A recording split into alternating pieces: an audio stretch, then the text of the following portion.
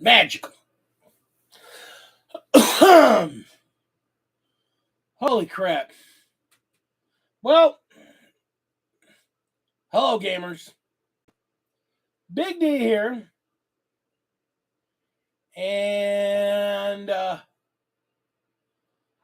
wow. What a couple weeks have been. My goodness.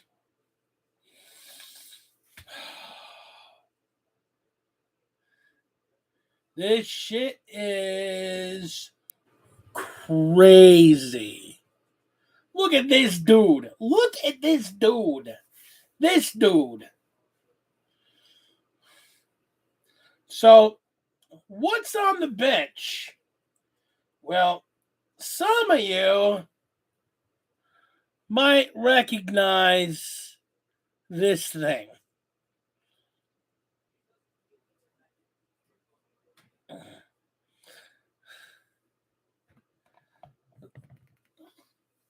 Got to put the little guys on there. The Lich King himself. And his two little helpers.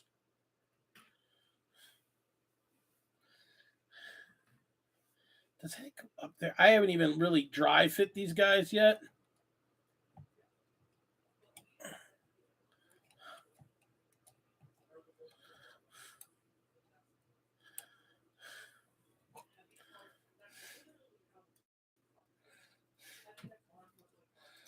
I gotta figure out how these little bastards go on there. Okay. Oh, yeah, so he connects right up to the bottom of that thing. Yeah. It's the Silent Lich King. Whatever, dude. Yeah, I got to get these little guys painted and get them glued on there. They are going to be a pain in the ass to put together. Man, this thing is a pain in the ass. But we are getting close to being done on that.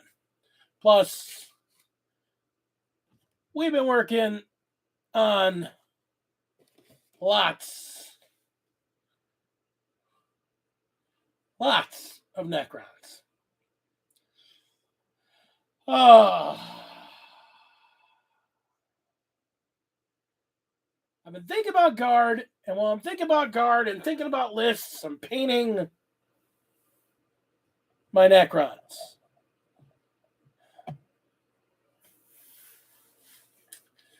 And I'm thinking about Necrons. And I'm thinking about Marines. And I'm thinking about a lot of stuff.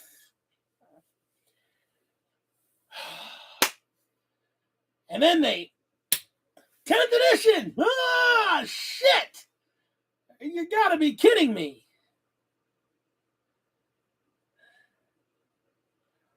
Now, we knew about the Lion now for a week and a half. We found out about him last weekend. Not this past weekend, but the weekend before. And we knew about 10th coming, and they have just been blasting us with 10th edition information. Yeah, it's been 3 years. We are on the cusp.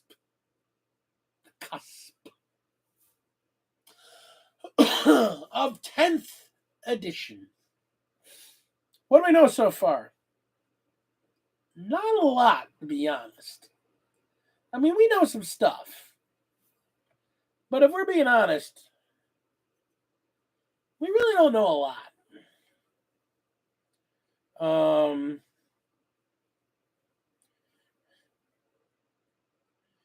And one of the reasons we don't know a lot is because they've been so very forthcoming with information. So they're hitting us with the stuff that they can put a big article out and really not say much of anything in the article. Hey, here's a data sheet, and these are these things mean. Well, we know what 90% of that means already. So we got to see a data sheet for a unit, and found out about all this stuff about it, but we don't know what half the keywords mean. We knew what half the stuff was. The data sheet's not that complicated. It's just the same data sheet with the guns moved to a different line. The only thing that's interesting and different is that they have a new stat that basically takes the place of OBSEC. Now you have an objective stat, so the unit figure's worth like 0, 1, or 2, or maybe even more objective secured abilities. So in telling us very little or telling us a lot, being open, they really haven't had to tell us much of anything. But they have made a few interesting points that are letting people connect a lot of dots. So I'm going to connect some dots for my people tonight. I'm going to connect a bunch of dots. Plastic, a bunch of useless plastic. And that's what a lot of armies are going to be, because the first impression I got is that armies are going to be smaller. I got the distinct impression that armies are going to be a lot smaller.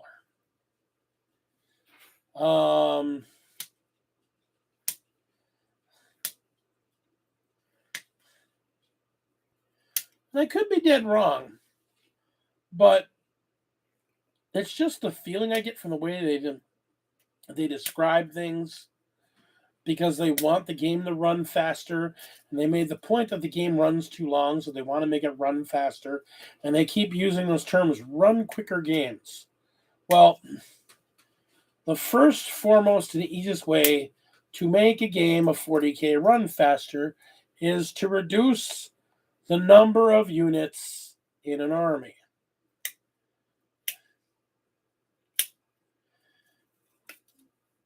So if they reduce the number of units in an army, it definitely makes the game run faster.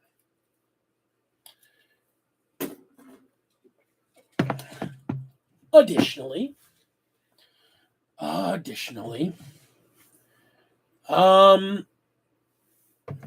it looks like they're getting rid of roles other than HQs and troops. So basically, you're going to get 3 of any unit you want. Have up to 3 of them. Blam. Have a day. You want 3 Terminators? That's fine. You want to stack your deck. You're going to have your troops, and you're going to have nothing but elites for the rest of your army. You go ahead and do that. You're allowed. As long as you don't have 3 or more of the same kind of unit. 3 Terminators, 3 Wolf Guard, 3 of this, 3 of that. 3. It's a magic number. Man and woman, they had a baby. That makes 3. 3 is a magic number. Points to whoever identifies what that's from.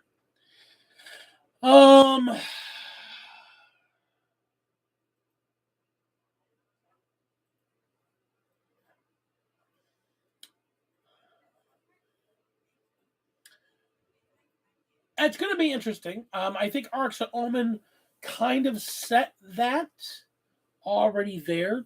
They've shown us keywords. They keep saying, well, we'll turn out more next week. Let's be honest. So what it looks like, they've cut a lot of things down. Army building is going to be a lot more similar to Age of Sigmar than it is to what we see now. And the reactions are going to be, they'll still have some stratagems, but units are going to have specific reactions. And it looks like it's going to play a lot more like the reactiveness, at least, of Age of Darkness, Horus Heresy 2.0, whatever you want to call it. So it's still going to have stratagems, so it's still going to be 40K, and it's still going to have 40K type stats.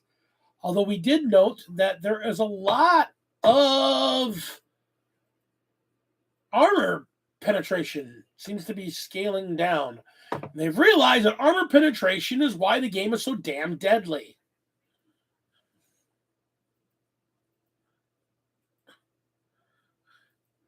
Yeah, and power levels are gone, which was a nice idea. Don't get me wrong, power level was a nice idea, but it really never worked well in anything other than oh, I don't know where that came from. Then other than the most casual of games. It certainly wasn't balanced. Did anyone really use power levels? Yeah, actually they did. I know of a number of people who actually preferred to use power levels ever since 8th edition because it made army building faster. You picked an arbitrary number of points, you built that number of points, and you just went. What did you give them with? Whatever you want. Nobody cares. This unit is worth this number of power points, and just go. So you don't have to worry about itemizing out. Oh, a power fist is 3 points, but a power hammer is a thunder hammer is 5 points, and a thunder shield that's another 10 points. You don't do that. They can have any of these options. All right, I take whatever options I want, and it's an X number of power points. Period. Um, One of the craziest things was actually it sucked at really low levels. Like low level games, power sucked. It didn't work. But in really high level games, what we would consider like a 2,000 or a 3,000 point game, power level was actually more balanced at that point, which is crazy to think about.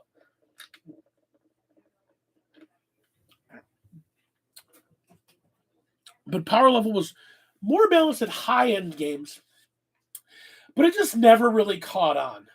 Um, it just never really caught on like they wanted. You're just having problems typing it, ain't you, Kami? Um, Again, I didn't mind it so much. I only played it a few times. I understood what it was supposed to be there for. Um, I just didn't care. It just wasn't that big a deal.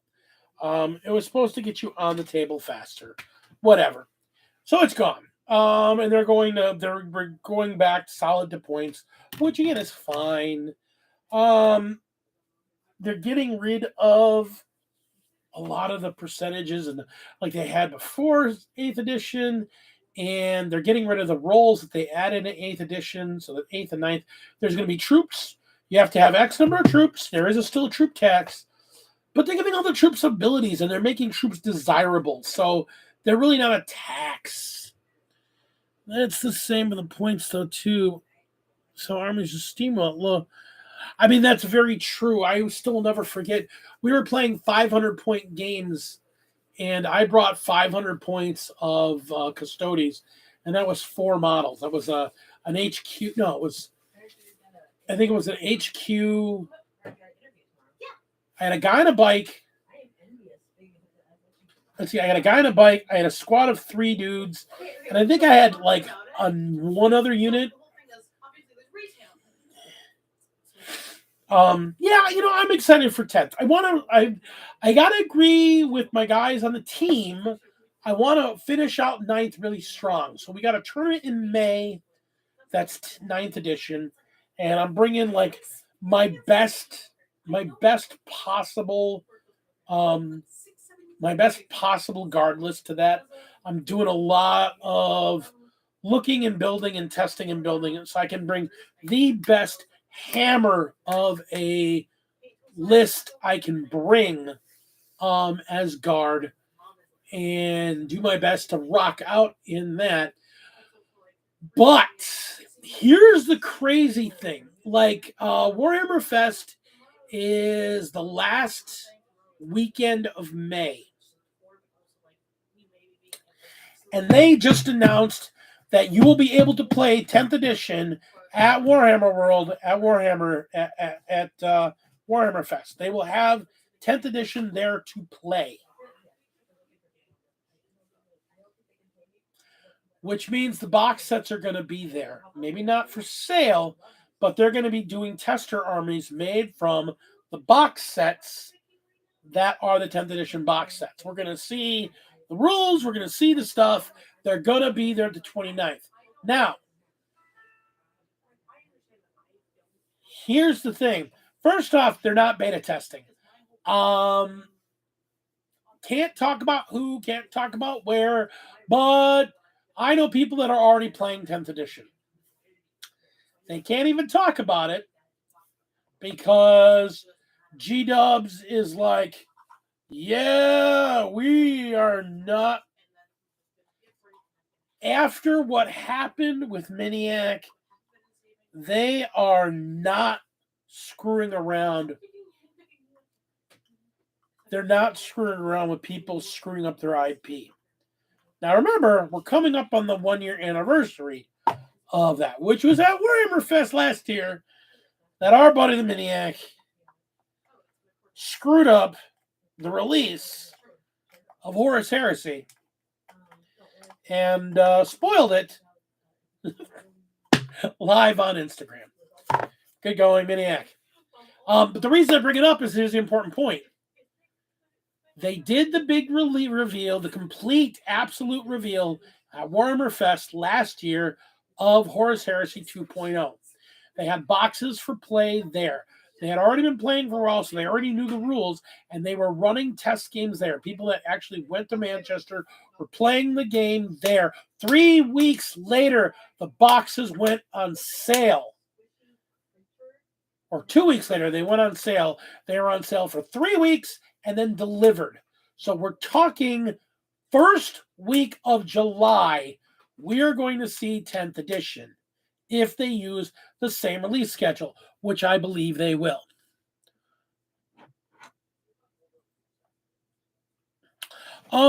I believe they learned a lot during 9th. If you remember the debacle that was 9th, they anti-debacled it. What did they do? They looked at all those scalpers and all those scalper boxes and went, screw you, we want this in people's hands. So instead of going, well, we ran out, they went, okay, hang on. Everybody that ordered, we're going to keep the ordering open.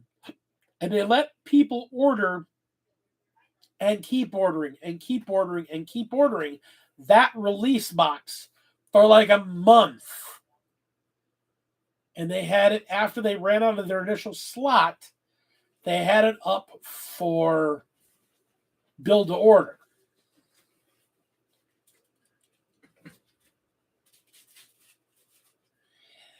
Yeah, and that's Kazrakins. I don't think they're going to do that. I think they're going to do exactly the same thing for 10th that they did for 9th, except I think they're going to pre-produce twice as many. Because of how many they sold of 9th, I think they're going to produce twice as many that they did for 9th, and they're going to do the same thing. They're going to sell them like they did before. They're going to produce them at the stores. They're going to deliver buckets of them to the stores, and they're going to sell them out. Here you go. They're going to put them out there. And then they're going to have them on build to order for a month afterwards. And they're going to have them on build to order until they're ready to ship the standard boxes, which will be a month afterwards. That's what they did last time. I think they're just going to produce more. And I think they're going to produce more because of the amount of hype. The last 3 years, GW has seen nothing but growth the whole time. It hasn't even been like a slow growth. The numbers show that it has been nearly exponential. Warhammer 40K officially the other day, I was reading that, or it was either earlier today or yesterday, I was reading an article. We're talking like industry experts. Warhammer 40K is the most popular tabletop game in the world. Not tabletop war game. Not tabletop miniature game. Warhammer 40K is the most popular tabletop game. That includes board games, that includes role-playing games, that includes wargaming. Anything you would play on a tabletop. Warhammer 40K is the most popular game in the world. And this wasn't some GW thing they put out there. Unfortunately, working in the industry, you get a hold of industry magazines. You get a hold of like trade magazines for the gaming industry. And value and game value right now, Warhammer 40K is the most popular tabletop game in the world. And it was shocking to me because this was an already existing thing. It already was the best selling game, most popular game in the world. And it has been for over a year, which means it's outselling and outperforming Dungeons and Dragons. It's outselling and outperforming Magic the Gathering. It's outselling and outperforming Pokemon, Yu-Gi-Oh! Games that we think of as juggernauts. It is literally outperforming all of them. And the crazy part was, as of the end of first quarter, or the end, which would be not end of first quarter, end of last quarter. So, no, we're in April, yeah. So end of first quarter. There is a new game that has moved into second place. And it's none of the games I've listed already. Because right now, the second most popular tabletop game in the world is Age of Sigmar. I'm like, what? They're putting no effort, what seems like no effort, into marketing that damn game. And as of end of first quarter, it is literally the second most popular game in the world. So Games Workshop controls the number 1 and the number 2 games in the world. We're talking about striking down every other role-playing miniature board. Doesn't matter. If you play it on a tabletop, they're number 1 and number 2. One company has them both.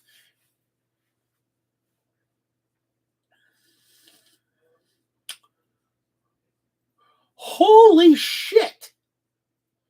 That's insane. And I'm like, that can't be. That can't be. That absolutely cannot be.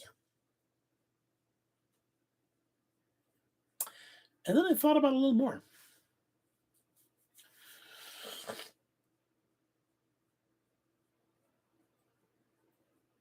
The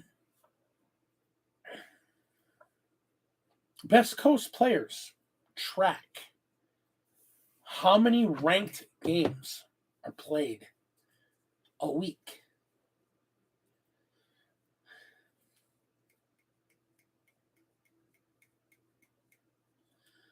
D&D shot itself in the foot,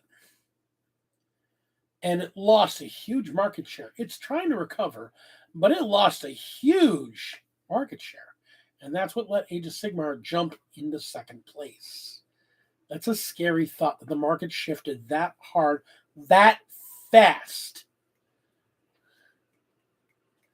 Magic, although still the best-selling card game in the world, has been seeing a player decline that it's kind of starting to even out with Phyrexia, and now the hype for the pre-order of their new release, March of the Machines.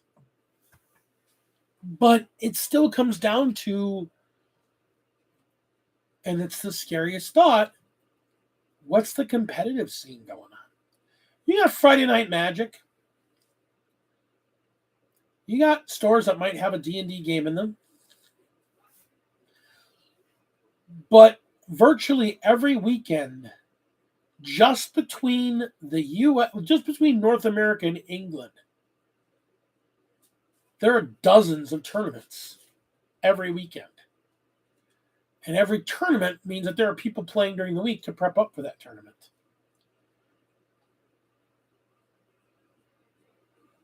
tournament scene has doubled. I was looking at battle reports. The number of weekly tournaments has doubled in the last year and a half. It used to be you would have maybe a major or a super major in a month, and then maybe a dozen, maybe 20 GTs. We're doing 10 GTs a weekend easily. That means 5 rounds and at least 32 players. Now, it doesn't seem like a lot, but let's say you do 10 of those in a weekend. That's 320 people playing. That's 5 rounds. That's 1,500 plus games. That's actually 1,600 games. In one weekend, 1,600 games on an average weekend. Competitive, just competitive play. Just in competitive play, you're talking at a minimum 1,600 games. That's insane. We have been restocking at the game store, and things are coming off the shelves again.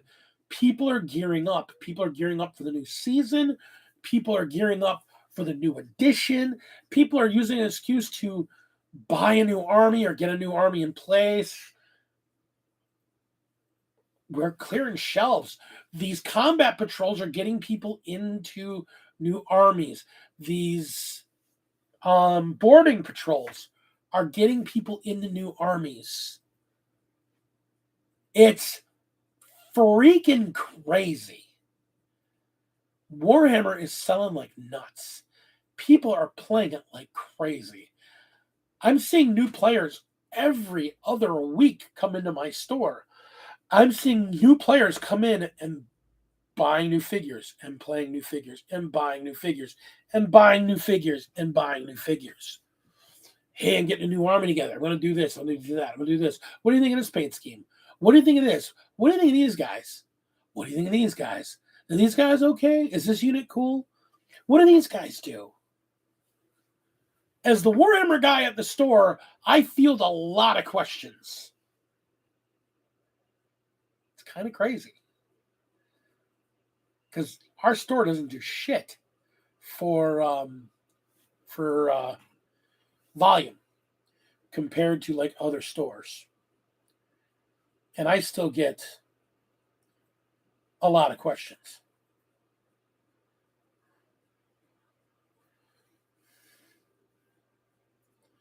Can't tell if I prime this guy or not. I think I did. Murder buckets.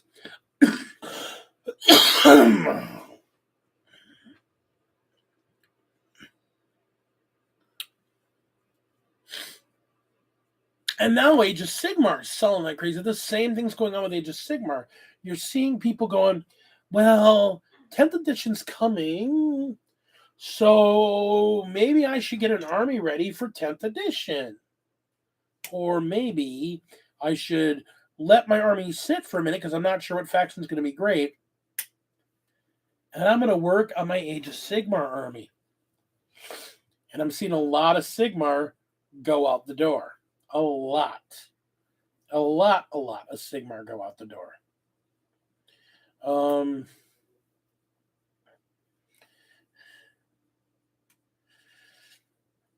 It's wacky to me because I'm not seeing GW market like they do 40K. But it's still got fans, and it's still happening, and it's still going on. So they must be doing something right. I mean, I don't know everything. I know a lot, but I don't know everything. And so something's going on.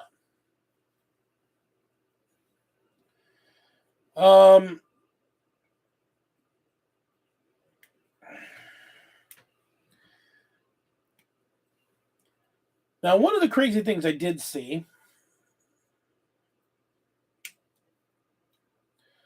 was that the Agents of the Imperium are getting a box set. It's going to have 2 units of Navy breachers, the Rogue Trader and the kill team, the Star whatevers, and a Calexis Assassin.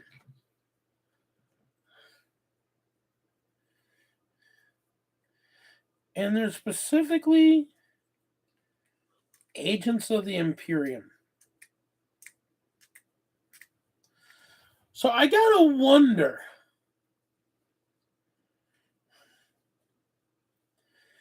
if they're actually releasing that as a box, a usable army box. What the hell else would you put with that?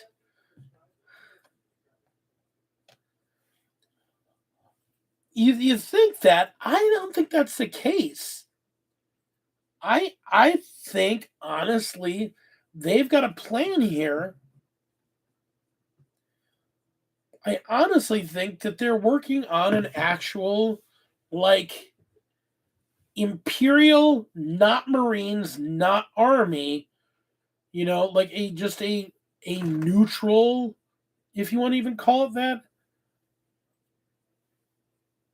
a neutral faction for the Imperium. Like Inquisitorial? I don't know. I don't know what I think they are. I really don't. But I mean, Navy breachers, assassins, rogue traders. There's gotta be.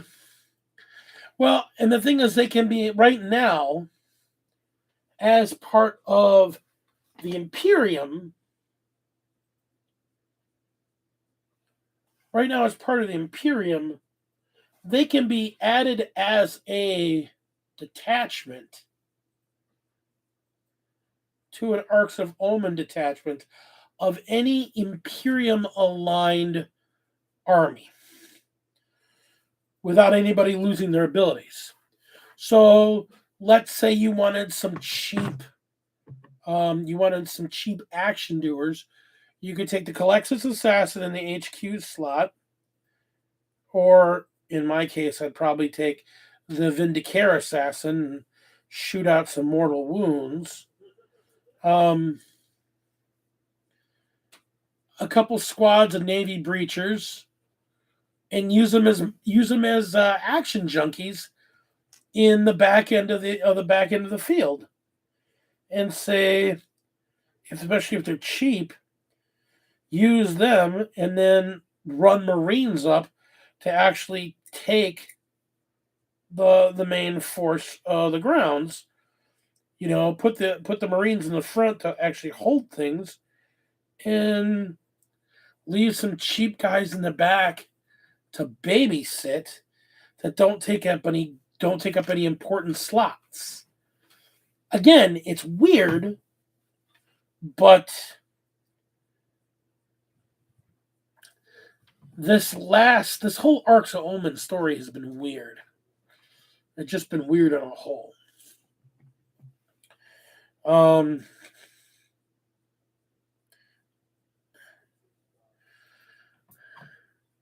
A lot of stuff has not made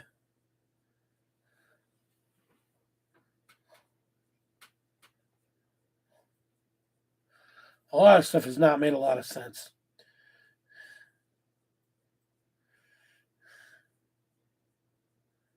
I don't like that. Okay. I gotta say,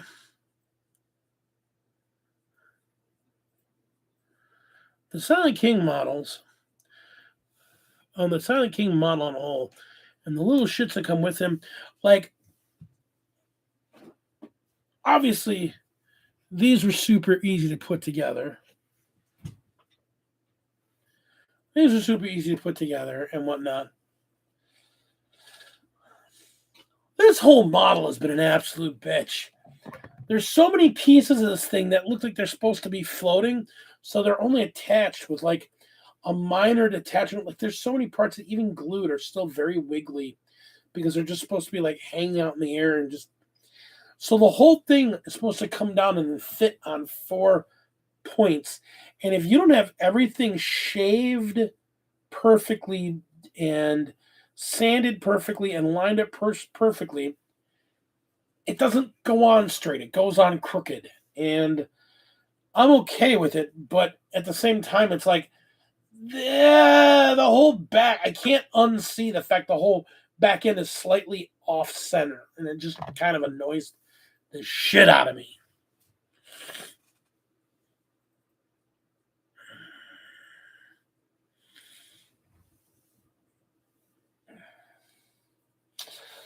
Yeah, there's a lot of Skynox. Yeah, there's a lot of lists that have been running weird stuff. I mean, I've been looking at some stuff.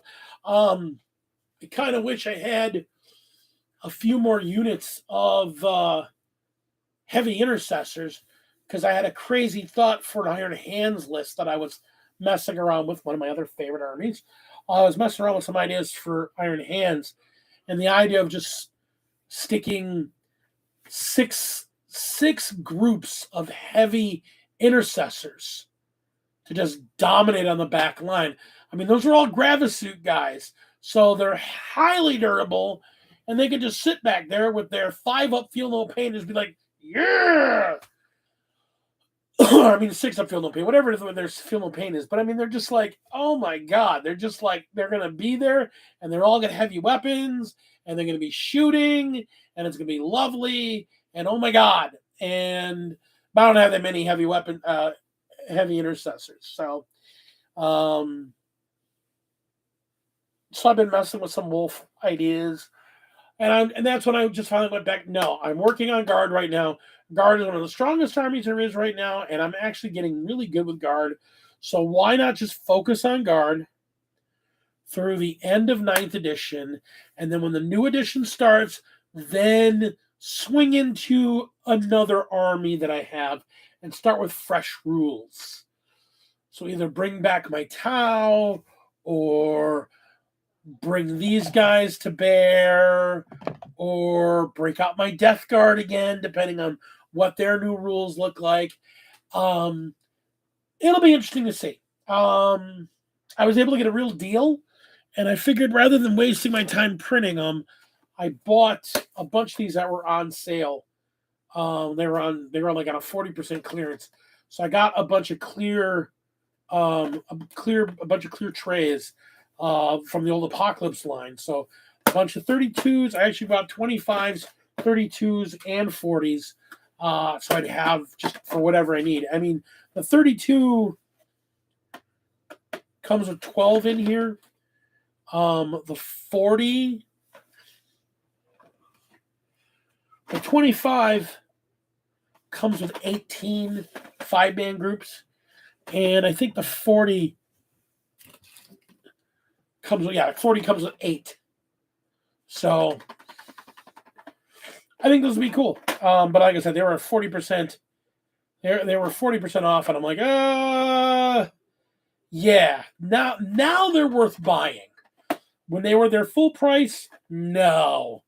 But 40% off, even with my discount, they weren't worth it. But you go to 40%, yeah, now it's worth it more than just printing them. It's nice having some nice clear ones to stick them on, and I'll be using them a lot more for tournaments. Just make my life easy. But yeah, like I want to finish out 9th strong. I've even been looking at maybe once 10th drops, maybe going nuts and finishing painting my my AdMech, and then get some AdMech to replace the stuff I've sold and see if their 10th edition rules will be any good. It's a nice thing about having as many options as I do. I can play anything and I can be happy with anything. So I'm looking forward to the day the book drops and the edition drops, because the index means everything will be playable day one. Oh. And I feel bad because, again, there are teams out there that already have these rules and are going over them. I'm looking at you, Art of War. I know you have rules. I know it. I know you have rules. I can't prove it. Can't prove it you do. But I know of a team that has them because it's where a couple of leaks have come from that one team, from a team. Not Art of War, but there's a team out there I know has them. There's been some leaks that come from them. And nothing major, nothing that hasn't been already shown, but they've done a lot to explain some of the things that people are like, well, I don't get this. Here's what that means. So,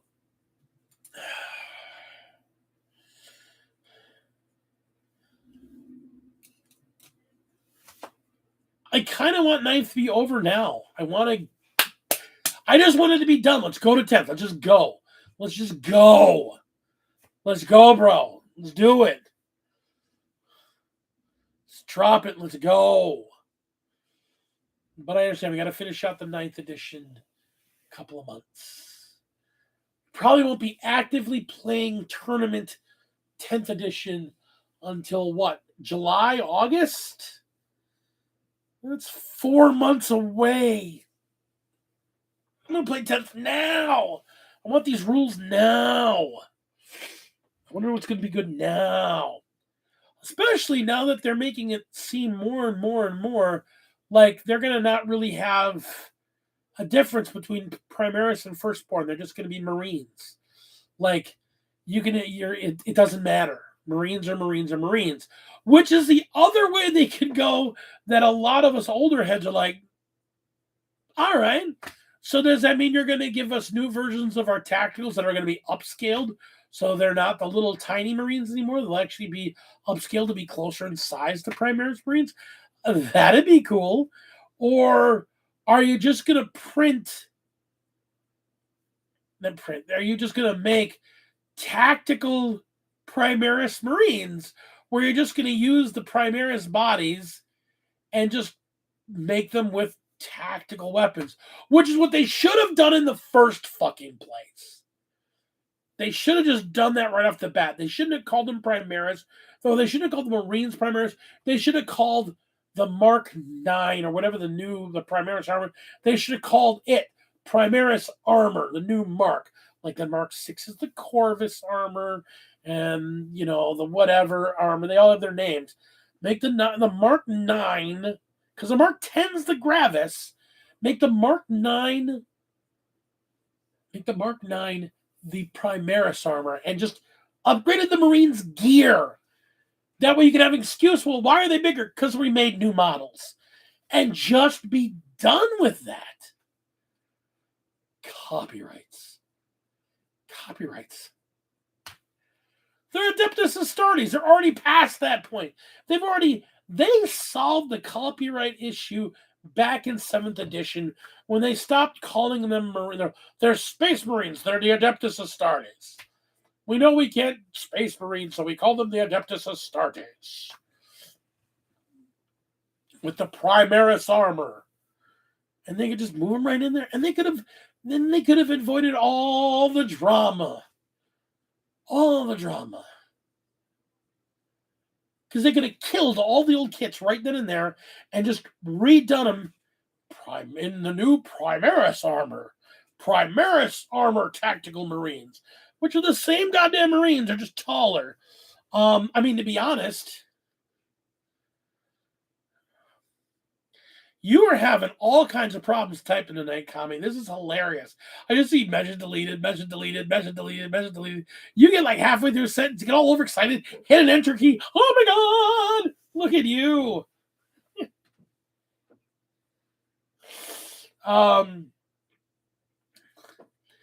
It's bad enough that I've got so many extra assault Marines that I'm going to take a set of assault Marines.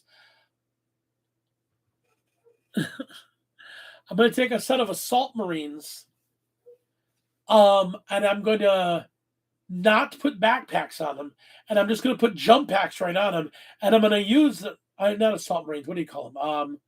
The assault intercessors. I'm just going to take the backpacks off them, put jump packs on them, and use them as assault marines. Well, those aren't, who cares? They're marines with jump packs and chain swords. You know what they are. They're on 32 millimeter bases. Shut up. Let's go. No one's going to complain. I think they'll be beautiful, especially if I put wolfie heads on them. They'll be lovely wolfie marines.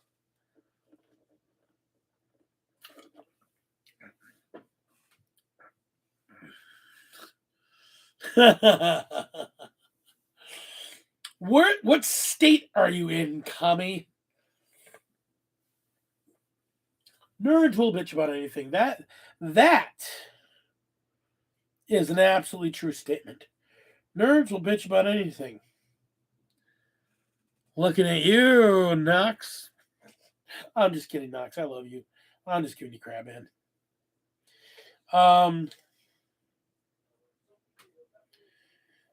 There are a bunch of chain swords here. Huh. Yeah, I mean, these chain swords are a lot shorter than primary chain swords. Yikes. I'm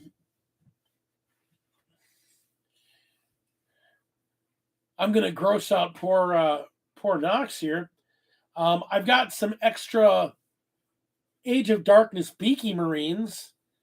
I'm gonna convert them into Devastators, into a Devastator squad with bits I've got, and I'm just gonna use them in their beaky armor. It's a Devastator squad. That'll be hilarious. They're actually bigger than regular tacticals, but they're like midway between tacticals and Primaris, which is what I hope they just use similar molds or similar sizes and just use that to redo new tacticals, because the tacticals are starting to show their age. And the problem is the age of darkness. The Age of Darkness Marines are so good looking. Like, I've got a box of Mark 3s, Mark 4s, Mark 3s or 4s. I forget which one, but I got a plastic box of them. I might turn them into a pair of Devastator squads just so they have the big, bulky armor, which is, again, hilarious to me. I'm also looking at my paint scheme for the Death Speakers, because I don't have that many painted for them. I have 3 dreadnoughts of the old style dreadnoughts, 1 squad of Marines, 2 squads of Terminators,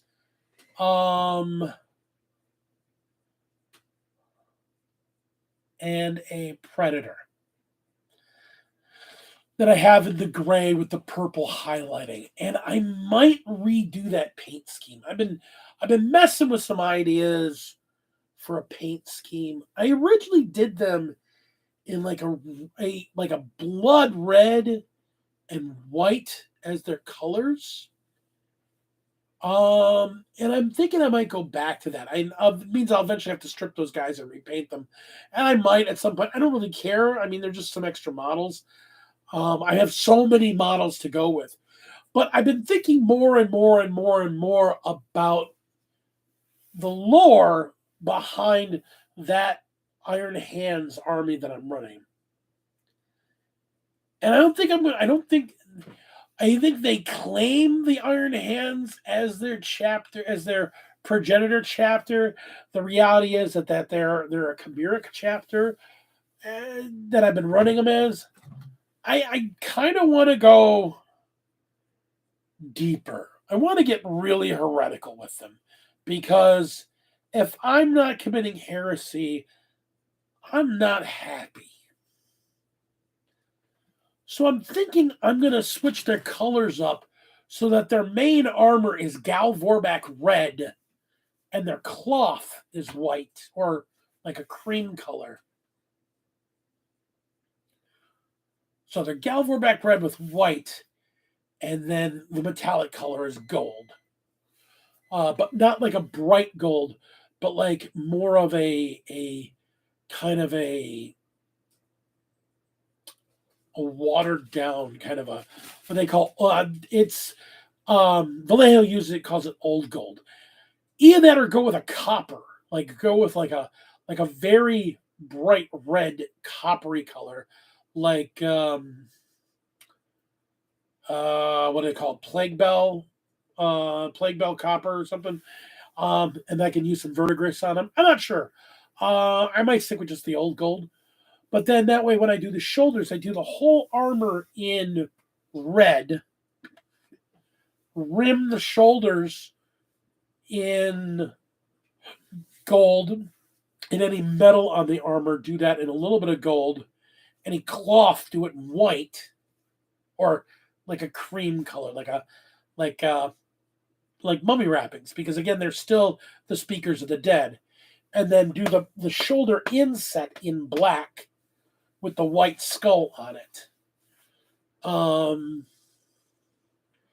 that way I'm kind of moving away. And that way when I do like the part of them when I do their Terminators, I can do their Terminators, their first company in the white, all white, the bone, like the bone and bone white, like mummy wrapping white.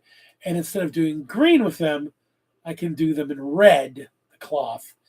And then that way my Deathwing company in that army is white and red instead of white and green. And then if I do a Raving Wing company of them,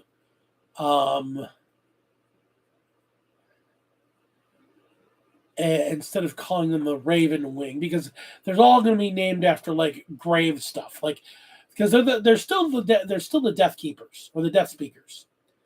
So their first company, instead of being called the Death Wing, are going to be called something like the Crypt Keepers.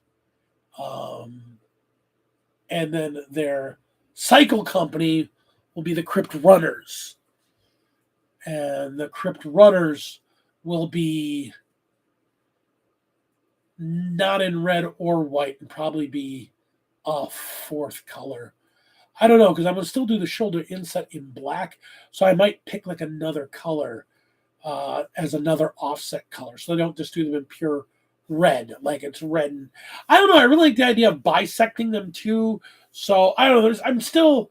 I'm really kind of taking my time. This is not like a short-term project. This is not something I'm doing to do like tomorrow. This is something that I might start building models for it like later this summer. Because I've got an entire box of Marines, and I'm probably gonna break out a box of Intercessors and do some paint schemes until I find a paint scheme I like. Because part of me was looking to do them in halves, like one half one color, one half the other color, or do them in quadrants. So like red, and then do this different color and match it with this color. Because I want them to look striking. I really want them to look like a striking model. I want them to look very different. And I want to keep away from yellows and browns because they come from a desert planet that's basically, think ancient Egypt. It's just a planet covered in a planet-sized necropolis. The entire planet is just a shrine planet that keeps the dead. So I'm that's the other thing, was when I start actually building the models, and that's part of the reason why I'm doing a repaint job, because I'm going to have to strip the old models, because I want to put a lot more bits and bobs on them. I really want to commit to the whole bits and bobs with a lot more bones and skulls and like the artifact cases, the scroll cases, the relic things that have, like when you look at them, there's a relic with a bone inside it. It's like a case with a bone inside of it. Lots of bits and bobs. I want to just litter these figures with those bits and bobs because they obsess. Because they were bid by the emperor to not worship. And so, in honoring his, they do not, but they maintain the dead. They keep the stories of the honored dead. Yes, there are word bearers. They're a loyalist word bearers successor chapter. I'm just going full on heretical. And that's why I want to use Galvorback Red, because that's their color. Which I think it'd be fun. I think it'd be fun to have this loyalist word bearers. It's just like, we do bear the word. We bear the word of the emperor. He said, do not worship. So we do not. We honor the dead, which is really pretty close to worship, but we're not going to get into that. They're still fanatics.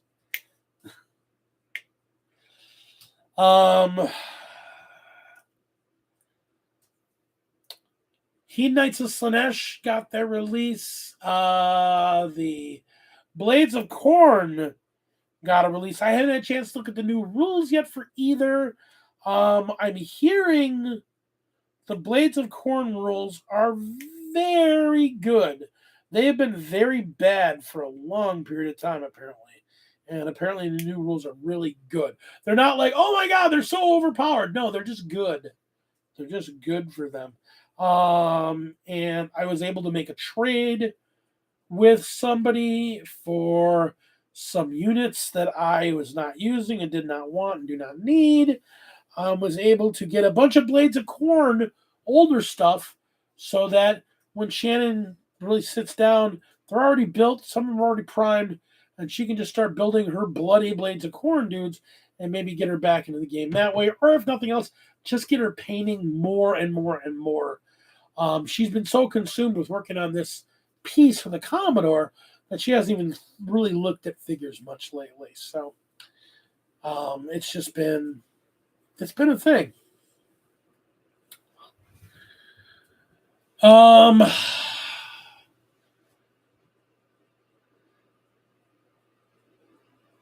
They announced the next kill team. They're putting Beastmen out. I mean, it's cool. If that's your thing, it's cool. I don't know. I mean, you have not been forgotten, Commodore. You are the man.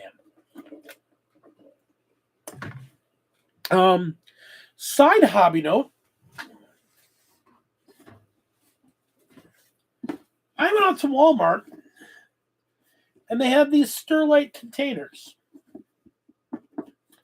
They are $3.98. They are built to stack. They lock in place.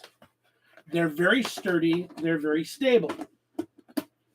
They're a little small for an army, and that's not why I got them.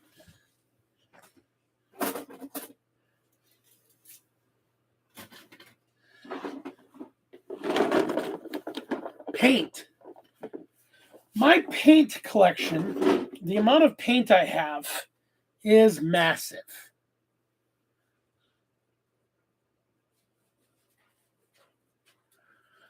Yeah, I kind of feel you there. I really do kind of feel you there. Like, I want to get games in. Like, I keep promising people I'm going to show up on a Thursday to play 40K, and I either go home and build and paint, or I go and play Magic, or I don't do anything. And then Sundays, like, I want to go play Age of Sigmar, I want to play 40K. I also want to do laundry and just chill because I've worked 6 days in a row because of my second job.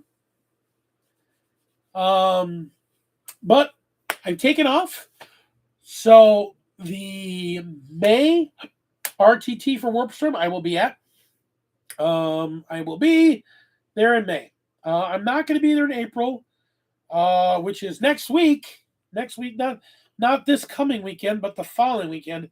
I will not be there for that, nor will I be at the tournament because I'm working, because that's also the weekend March of the Machines for Magic the Gathering comes out. I'm not going to get into Magic the Gathering content on this channel.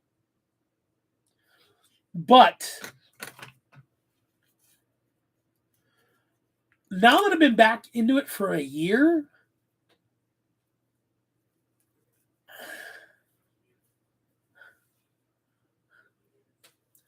That's not a bad idea, Tina. It's just too freaking expensive for me. Yeah, I mean, I literally, these, just I have so much paint, and these are the perfect height. Um, and they come in two sizes of the same size. So I have a big one for like that I can put my grass tufts in and my big technical, my pots of AK, and then this one I can put my regular pots of paint in. And for $3.95 for these things, I bought 6 of them, and then they were an extra $1 for the double size, the double height ones, and I bought 2 of those. Um,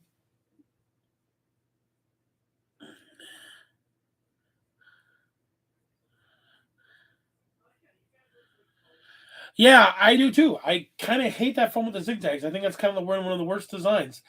To be honest, now that I've started making these magnetized flat cases, I kind of don't really like any other mini case. Like, I really like. No, I'm not going to dig it out. I take. Well, no.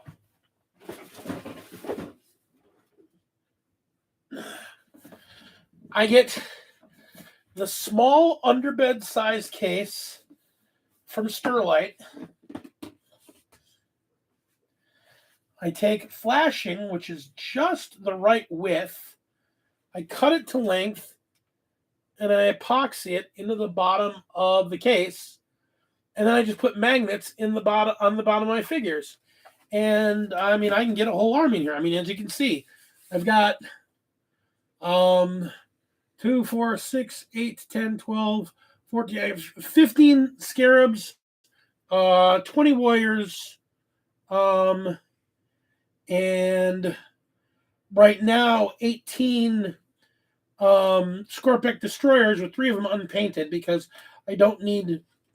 I'm never gonna run 6 squads, so I might run 6-man squads at some point. But for right now, I just have these 15 painted. Eventually, I'll get these 3 painted, and I just stuck this in here because I didn't know where to stick it. But this is one of the Royal Warden HQs, which sticks right in the middle there, and these work really well.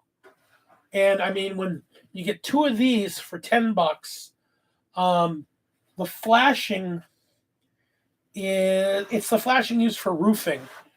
So it's a very thin steel, very thin gauge steel. You get a pair of tin snips, like when I got aircraft snips, and it cuts like paper practically.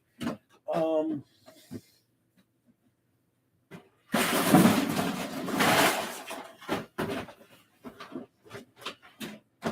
but I think I got a 20-foot roll of it for like $15, and it's I want to say it's 13 inches wide and 20 feet long.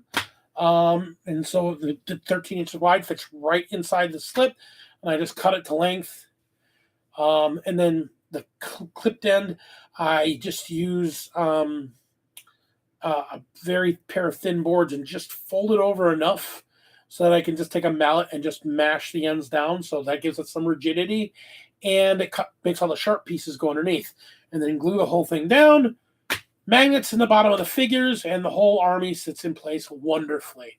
And then I just need to have like a secondary smaller case for big, tall fucking things like Mr. Silent King. But I am really enjoying. I gotta say, I love the aesthetic of the Necrons. The more and more I get into them, I got my new issues, and I got a Triarch Stalker. I don't even know if this model's any good, but god damn, I love this thing. It's a great big. I'm fast. I got legs. I got big guns, and I'm gonna stomp on your head. Um, you're supposed to build these things so these 2 front legs can twiddle around. I'm like, no, that's going to be dumb because that's just going to be wiggly and stupid. So I glued mine in place. He's got one leg just raised, just a little bit, ready to stomp somebody's head. It makes him a little wiggly if he leans a little forward. He's just kind of there. I still think it looks good. He sits stably. But yeah, I mean, it's a big, mean looking, and I love the paint scheme on these things. I love how this paint scheme works out with the silver and the bronze and the bright green. It's very obnoxious. I love obnoxious.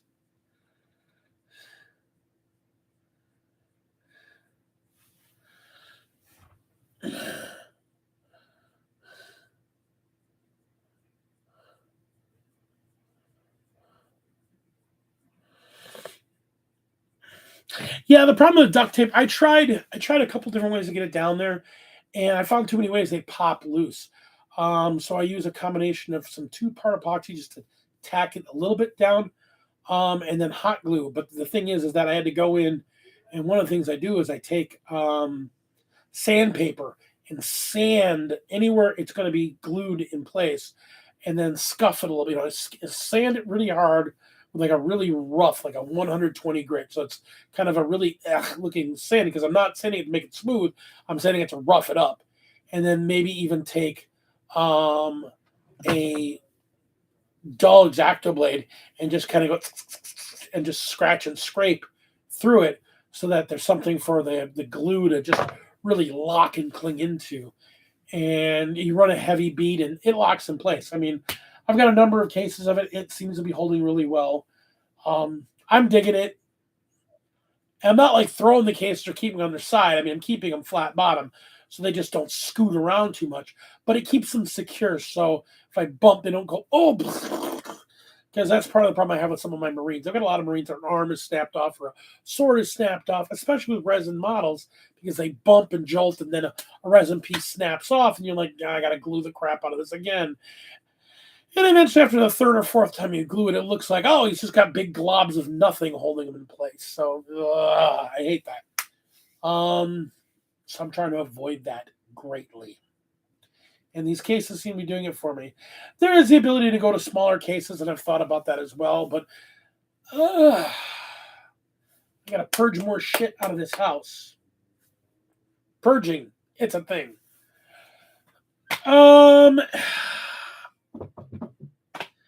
That being said, I know we normally go till just about 9 o'clock. It's 8:45, and I'm running out of shit to talk about. So rather than wasting my time and wasting your time, we're gonna wrap it up here.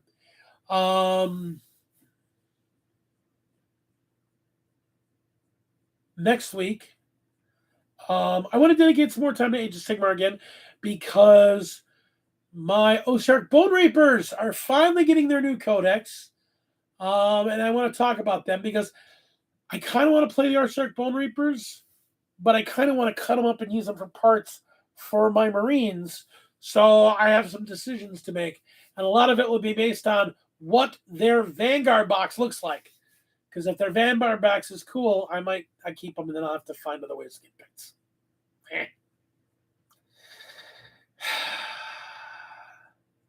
That being said, I'm Big D. You're not. But you are the best people in the world. And I love you all so very much. And I'll see you in the very near future. Thursday, I'm going to try and make it out and about and play some games somewhere. Whether I make it to Mequon or I make it down to Greenfield, we'll see. But I really want to get some gaming in. I got to get some reps in with this guard.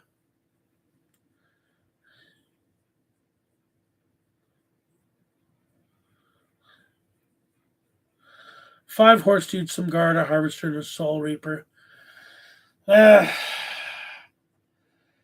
Art, you play them too. We got to talk. Because, yeah, we got to talk some more. All right, my gang. I love you so much. I will see you in the very near future. Look for later this week. I'm gonna have enough of these.